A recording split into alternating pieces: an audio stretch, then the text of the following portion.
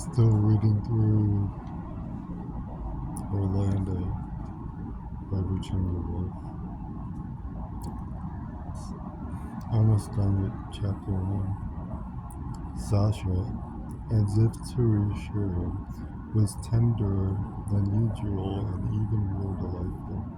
Seldom would she talk about her past life, but now she told him how, in winter in Russia, she would listen to the wolves howling across the steppes, and thrice, to show him, she barked like a wolf. Upon which he told her of the stag in the snow at home, and how they would stray into the great hall for warmth and be fed by an old man with porridge from the bucket. And then she praised him for his love of beasts, for his gallantry, for his legs, ravaged with her praises and shamed to think how he had maligned her by fancying her on the knees of a common sailor, and grown fat and lethargic at 40. He told her that he could find no words to praise her, yet instantly bethought him how she was like the spring and green grass and rushing waters, and seizing her more tightly than ever, he swung her and with him half across the river, so that the gulls and the cormorants swung too, and halting at length, out of breath, she said, painting slightly, that he was like a million candled Christmas trees, such as they have in Russia, hung with yellow globes, incandescent, enough to light a whole street. So one might translate it, for what with his glowing cheeks, his dark curls, and dark and crimson cloak, he looked as if he were burning with his own radiance from a lamp lit within. All the color, save the red of Orlando's cheeks, soon faded. Night came on.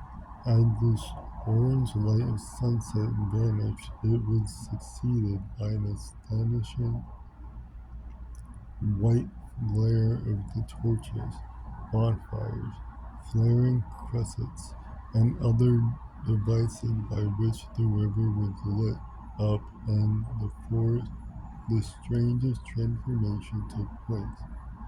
Various churches and noblemen's palaces, whose fronts were of white stone, showed in streaks and patches, as if floating on the air. Of St. Paul's, in particular, nothing was left but a gilt corpse. The abbey appeared like the gray skeleton of a leaf. Everything suffered emaciation and transformation.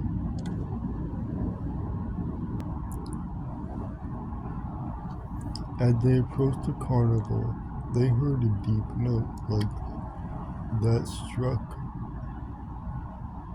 on a tuning fork, which boomed louder and louder until it became an uproar. Every now and then, a great shout followed the rocket into the air.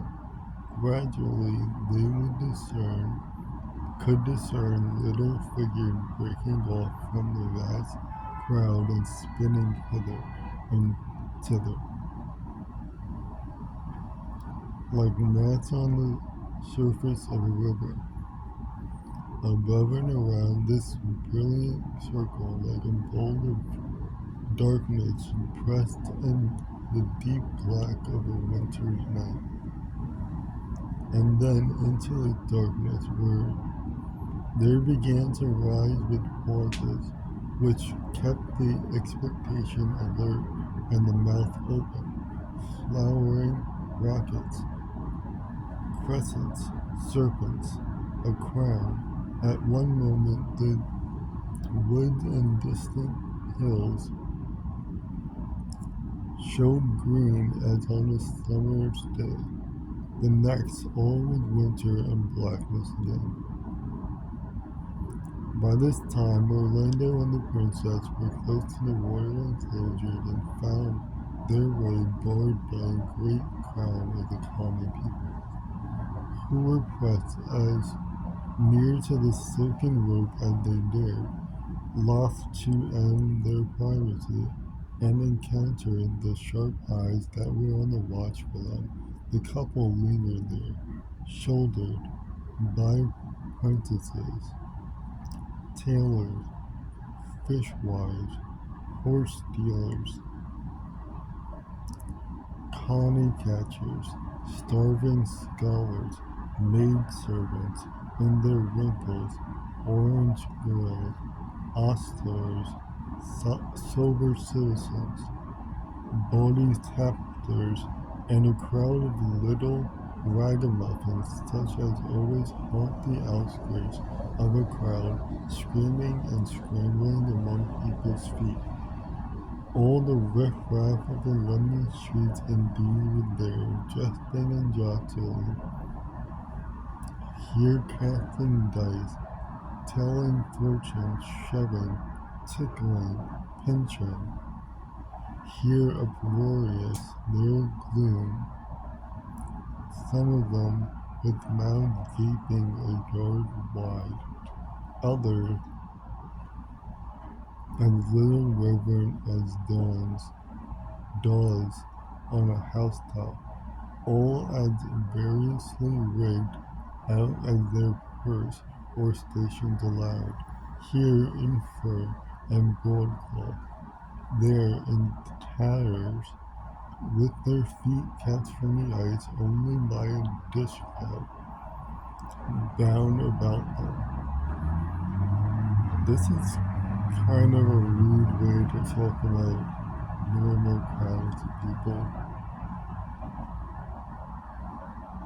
The main press of people, as it appeared, stood opposite a booth or stage something like our Punch and Judy show, upon which some kind of theatrical performance was going forward. Punch and Judy was like an early TV show or a public domain movie. A black man was waving his arms and vociferating. There was a woman in white laid upon a bed, rough though the staging was. The actors were running up and down a pair of steps and something tripping, and the crowd stamping their feet and whistling, or, when they were bored, tossing a piece of orange peel onto the ice, which a dog would scramble for. Still, the astonishing, sinuous melody of the words stirred Orlando like music.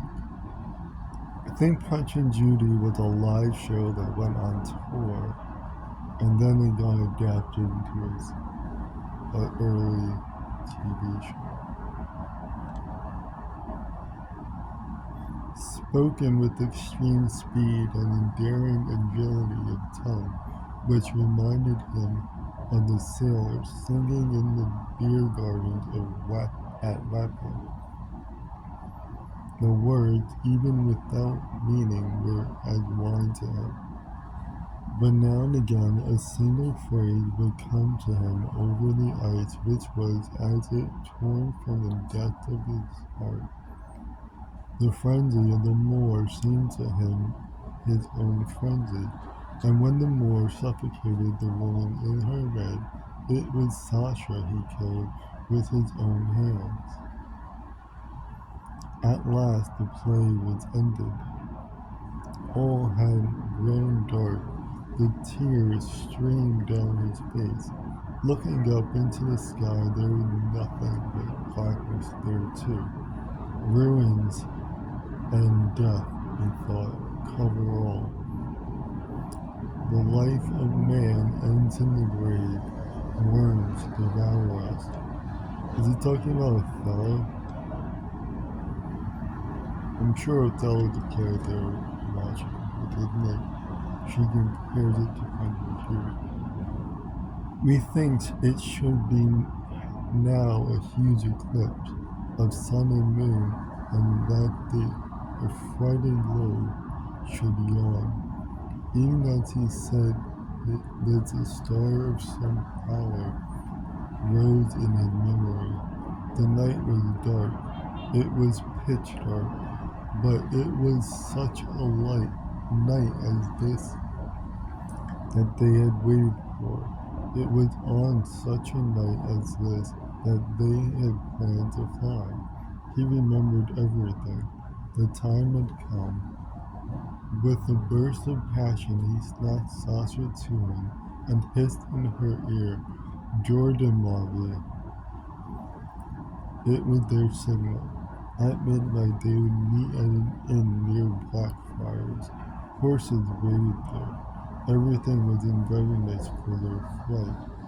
So they parted, she to her tent, he to his. It still wanted an hour at a time.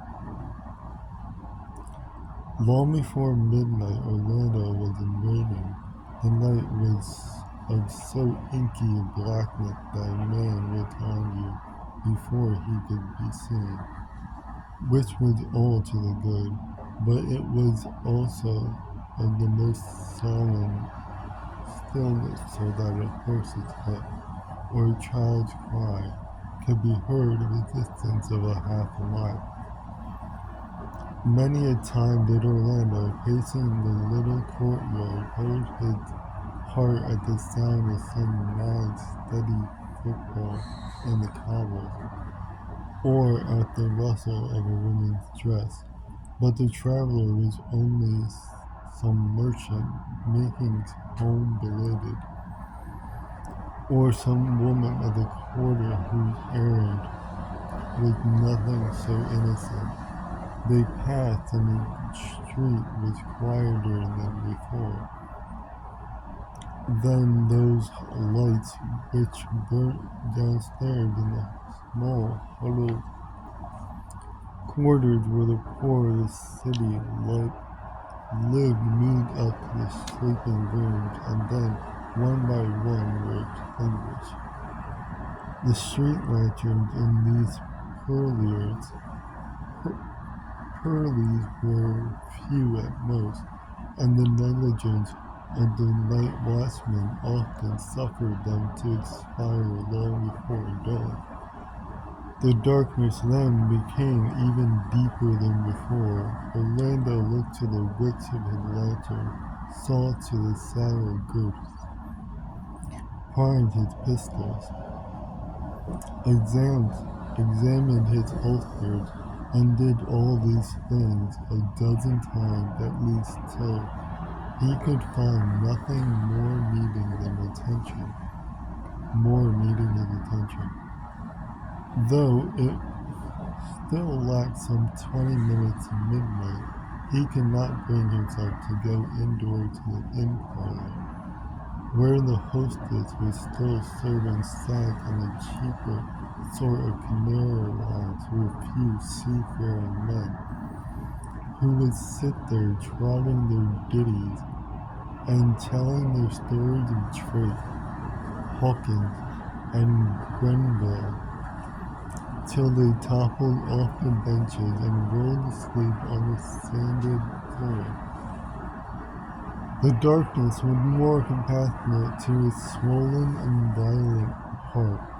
He listened to every footfall, speculated on every sound, each drunken shout and each wail from some poor wretch laid in the straw of in other distress cut his heart to the quick.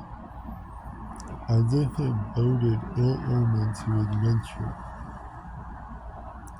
Men he had no fear for Sasha. Her courage made something in the adventure. She would come alone in her cloak and trousers, booted like a man. Light as her footfall was, it would hardly be heard, even in the silence. So he waited in the darkness. Suddenly he was struck in the face by a blow, soft, yet heavy on the side of the cheek. So strung with expectation was he, that he started and put his hand to his sword. The blow was repeated a dozen times on forehead and cheeks. The dry frost had lasted so long that it took him a minute to realize that these were raindrops falling. The blows were the blows of the rain. At first they fell slowly, deliberately, one by one. But soon the 6 drops became 60, then 600, then rammed themselves together in a steady spout of water. It was as if the hard and consolidated sky poured itself forth as one profuse fountain. In the space of 5 minutes, Orlando was soaked to the skin. Hastily putting the horses under cover, he sought shelter beneath the lintel of the door whence he could still observe the courtyard.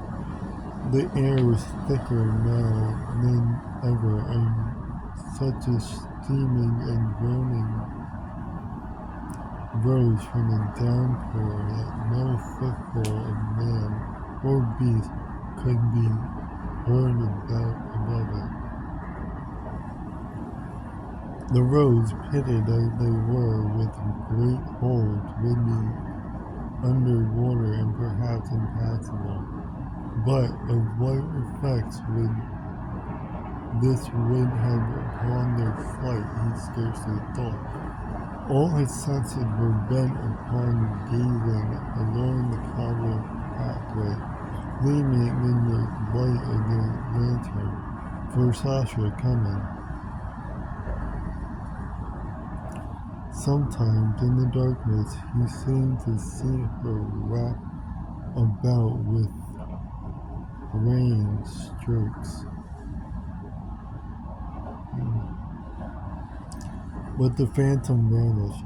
Suddenly, with an awful and ominous voice, a voice full of horror and alarm, which raised every hair of anguish on Orlando's soul.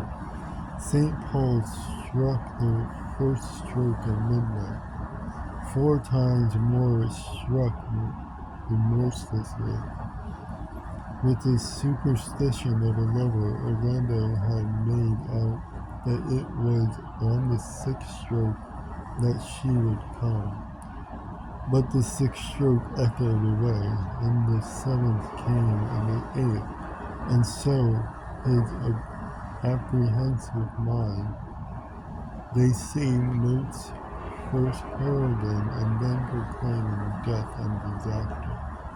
When the 12th stroke, he knew that his doom was sealed. It was useless for the rational part of him to reason. She might be late. She might be prevented. She might have missed her way. The passionate and feeling heart of Orlando knew the truth. Other clocks struck jangling, one after another. The whole world seemed to ring with the news of her deceit and his derision. The old suspicions subterraneously at work in him rushed forth from concealment openly. He was bitten by a swarm of snakes, each more poisonous than the last. He stood in the doorway in tremendous rain without moving. As the minutes passed, he sagged a little at the knees. The downpour rushed on. In the thick of it, great guns seemed to boom. Huge noises as of the tearing and rending of oak trees could be heard. There were also wild cries and terrible inhuman groaning. But Orlando stood there immovable till Paul's clock struck 2, and then crying loud with an awful irony, and all his teeth showing, Jordan, my via, he dashed the lantern to the ground,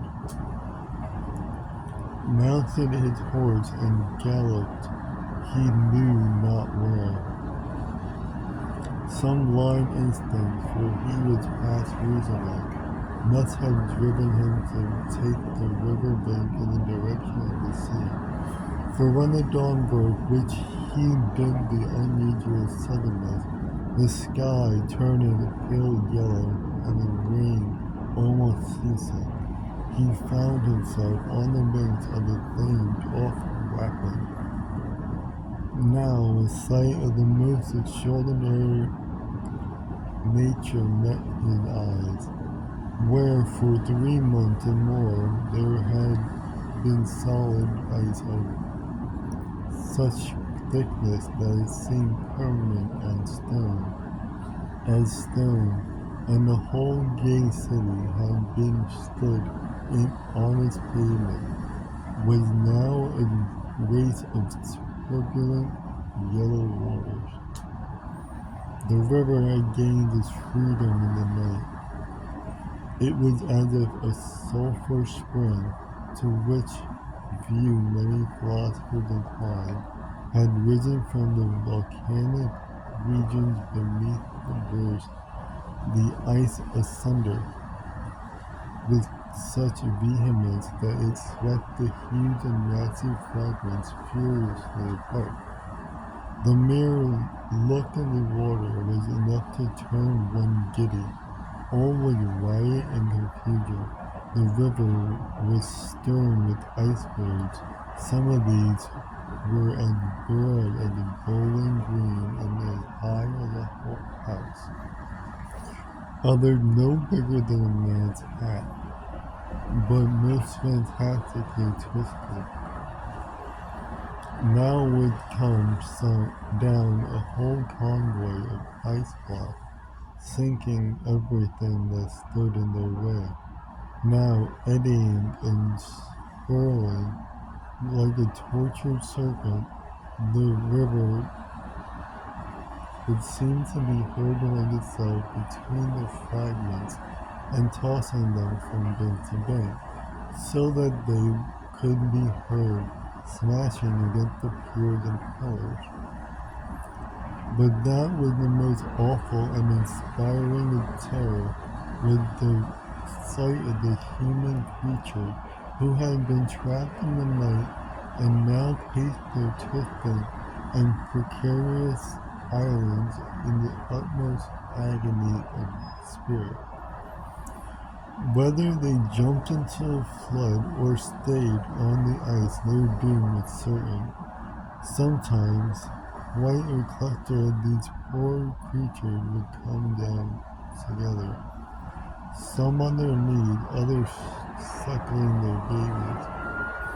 One old man seemed to be reading aloud from a holy book.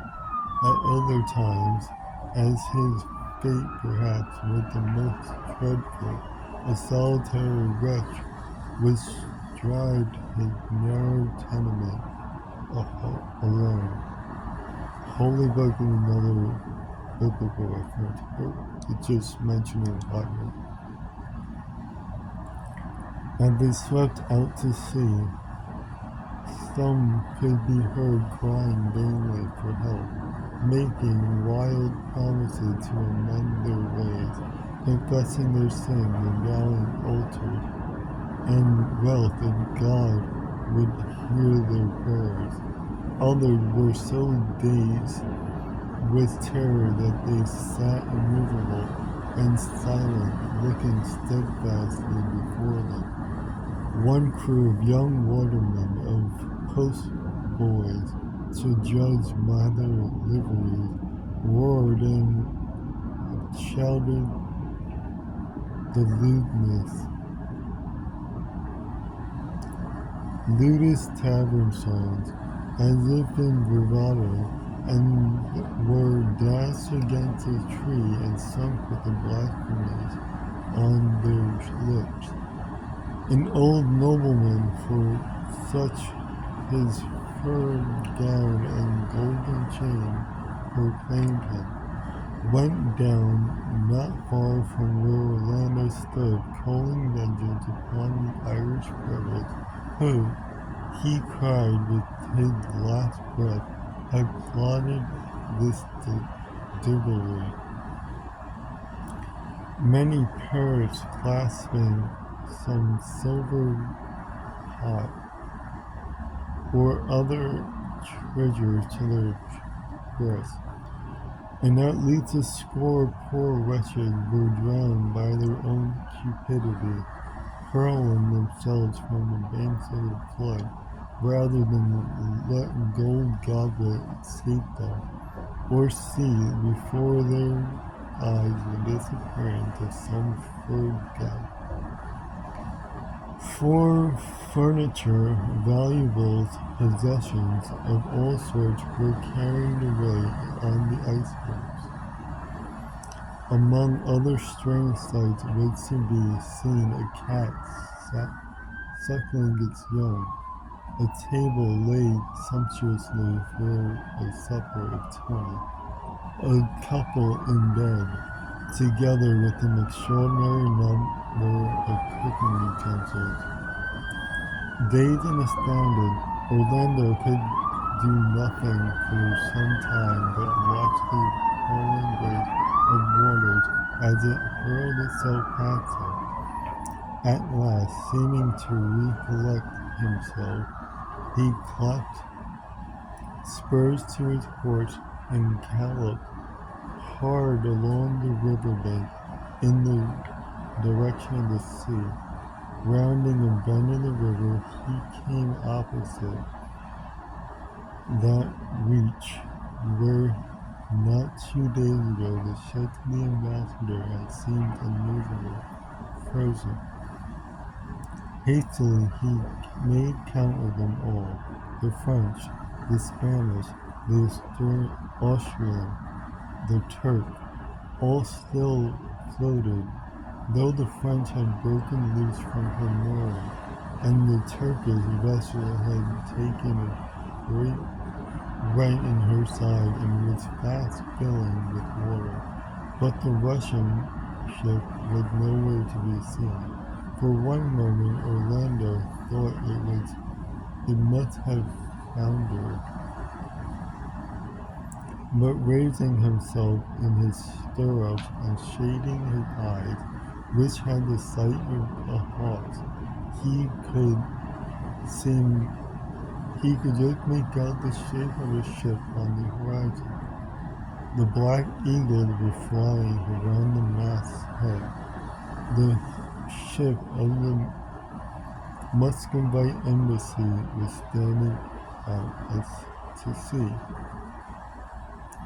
Flinging himself from his horse, he made, in his rage, as if he would breast the flood. Standing knee-deep in water, he hurled at the faithless woman all the insults